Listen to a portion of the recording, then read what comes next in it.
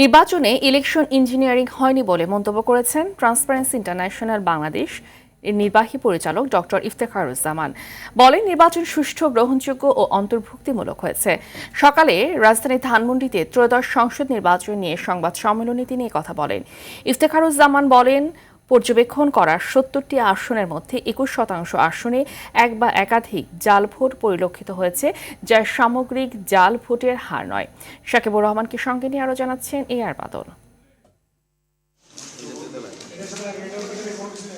কোনো বড় ধরনের সংঘাত ও প্রাণহানি ছাড়াই দেশে প্রথম অনুষ্ঠিত হয়েছে ১৩তম জাতীয় সংসদ নির্বাচন। ১২ ফেব্রুয়ারি সারা দেশেই উৎসবমুখর পরিবেশে অংশ নেয় ভোটাররা।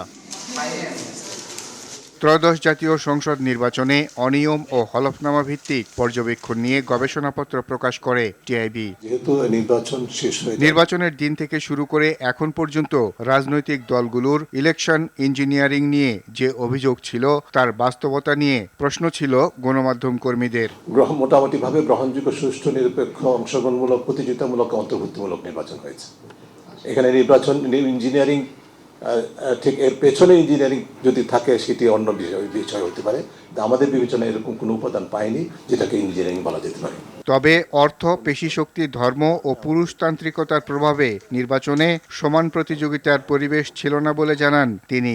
শতাংশ আসনে কোনো জাল ভোটের দেওয়ার ঘটনা ঘটেছে, সেটা এমনকি কয়টা ঘটনা সেটাও কিন্তু আমরা বলছি না, ঠিক আছে।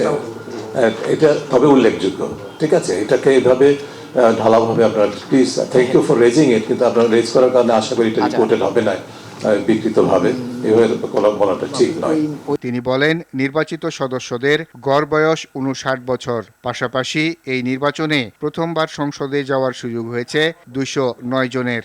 যারা আমাদের সম্মানিত সংসদ সদস্য নির্বাচিত হয়েছেন এখনো পর্যন্ত অ্যাকর্ডিং টু দ্য ল তারা কেউ কিন্তু ঋণ খেলাপি নন, মেক ইট ক্লিয়ার, ঠিক আছে।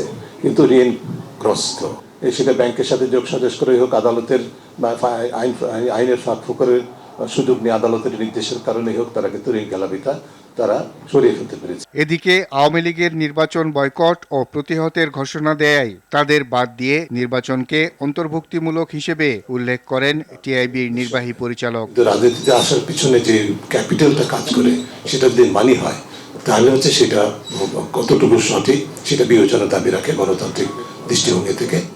আর বাদল, RTV, ঢাকা।